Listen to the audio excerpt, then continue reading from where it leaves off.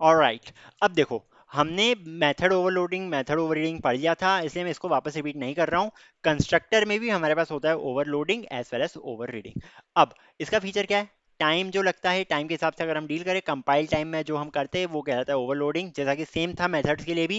And run time पे जो हम करते हैं वो होता है ओवर रीडिंग। ओके, जैसे कि आप जानते हो, ओवरलोडिंग में क्या था, हमने क्या करा था, हमने एक ऐड नाम का फंक्शन बनाया था, बेसिकली आप क्लास बना दें, बस इतना सा डिफरेंस है।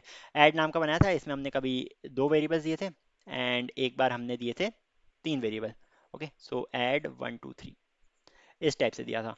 सो ये किसका एग्जांपल है हमारे पास? ये एग्जांपल है हमारा ओवरलोडिंग का। क्यों ओवरलोडिंग? क्यों? बिकॉज हम एक ही चीज से अलग अलग चीज, मतलब एक ही क्या बोल सकते हैं, क्लास से हम दो चीजें परफॉर्म करने की, एक ही कंस्ट्रक्टर से हम दो चीज चीज परफॉर्म करने की कोशिश कर रहे हैं। So this was the case of overloading. Similarly over reading था हमारे पास, जिसमें हम क्या कर रहे थे, हम एक क्लास में सेम नाम है, दूसरी क्लास में सेम नाम है, वो एक दूसरे को इंप्लीमेंट कर रहे हैं, एंड आफ्टर दैट क्या हो रहा है, आफ्टर दैट ये हो रहा है कि हमें एट द रेट ओवरराइड लगाना पड़ रहा है। जो हमने मान लो क्लास ए है, class B extends class A है, तो क्लास बी में आपने उस चीज के लिए जो फंक्शन लिखा है वो चीज पहले चलेगी। जैसे कि मान लो, अभी समझ नहीं आया शायद तक। सो मान लो मैंने बनाया इधर एक क्लास ए, एंड इसके अंदर आपने मान लो कोई चीज दी है। क्या चीज दी है? इसके अंदर आपने एक फंक्शन डिफाइन करा है, which is basically print. Print नाम का एक फंक्शन डिफाइन करा है। ठीक है, एक क्लास बी दी आपने, एंड इसके अंदर भी आपने क्या करा है, इसके अंदर भी आपने एक अलग से प्रिंट नाम का फंक्शन डिफाइन करा है। ओके, सो प्रिंट नाम का फंक्शन आपने इधर भी डिफाइन कर दिया है। अब जब आप बी को कॉल करोगे, तो ये वाला वर्क करेगा। ओके, तो ये वाला प्रिंट वर्क करेगा, ये वाला प्रिंट नहीं करेगा work. Okay, this will not work, but ये वाला प्रिंट वर्क करेगा। ओके, सो एंड इसको अगर हम दिखाना है, कंपलसरी नहीं है बट स्टैंडर्ड है, दैट हमें एट द रेट ओवरराइड डालना पड़ता है। ओवरराइड डालना पड़ता है। ओके, हमें एट द रेट ओवरराइड डालना पड़ता है जब भी अगर हम इसको चलाना चाहे तो।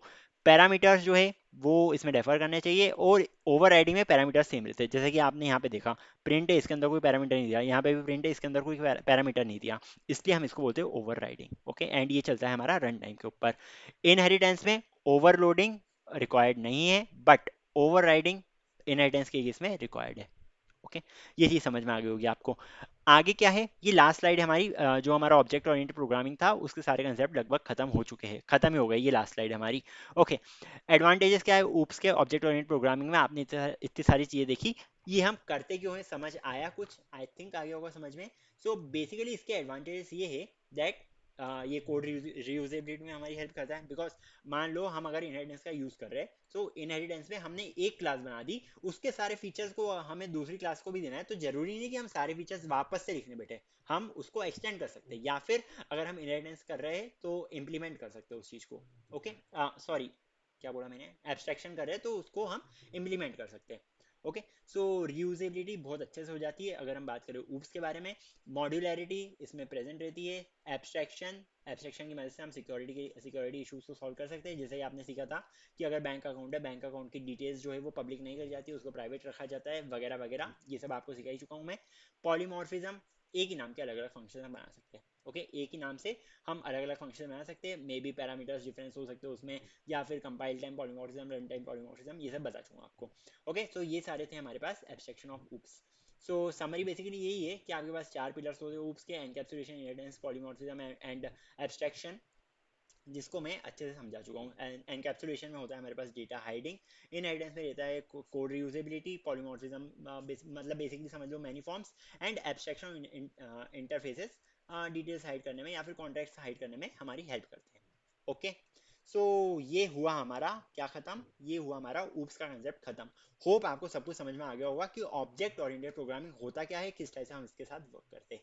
सो अगले वीडियोस में हम स्टार्ट करने वाले विथ रिकर्शन। ओके, इसके बाद हम स्टार्ट करने वाले विथ रिकर्शन। होप आपको सीरीज अच्छी लग रही है। प्लीज यार, अगर सीरीज अच्छी लग रही है ना, अपने फ्रेंड्स वगैरह को शेयर करो, लाइक करो, शेयर करो, सब्सक्राइब करो, सब कुछ करो यार। इसको अच्छी रीच दो, इस वाली प्लेलिस्ट को अच्छी रीच दो, बिकॉज सही में यार, तुमने देखा नहीं होगा, इतनी लंबी लंबी सीरीज यूट्यूब पे डली हुई है। ओके, मैं डाल रहा हूँ, मैं बहुत सारी डालूंगा, अभी तो रिकर्शन ही आया, अभी तो हमारा डेटा स्ट्रक्चर चालू ही हुआ है, खत्म होने में भैया जमाने लग जाएंगे। ओके, सो 500 प्लस वीडियोस होने वाले, जैसा कि आप जानते हो बहुत मेहनत लग रही है मेरी इससे, बट ये पॉसिबल तभी होगा जब तक आप मुझे मोटिवेशन दोगे। किस टाइप से मोटिवेशन? लाइक करके, शेयर करके, सब्सक्राइब करके, ऑडियंस को लाके, कमेंट करके, सब कुछ करो जो कुछ पॉसिबल है, जिससे मैं मोटिवेटेड हूँ। अगर मैं मोटिवेटेड रहूंगा तो ही आपके पास अच्छे अच्छे वाले वीडियोस आते रहेंगे। चलो यार, ठीक है, इस वीडियो को यहीं एंड करते हैं। होप आपको पूरी ऊप्स की सीरीज में या अभी तक जितना भी हुआ है उसमें मजा आ रहा होगा। That's all for this particular video, till then see ya, take care and bye bye.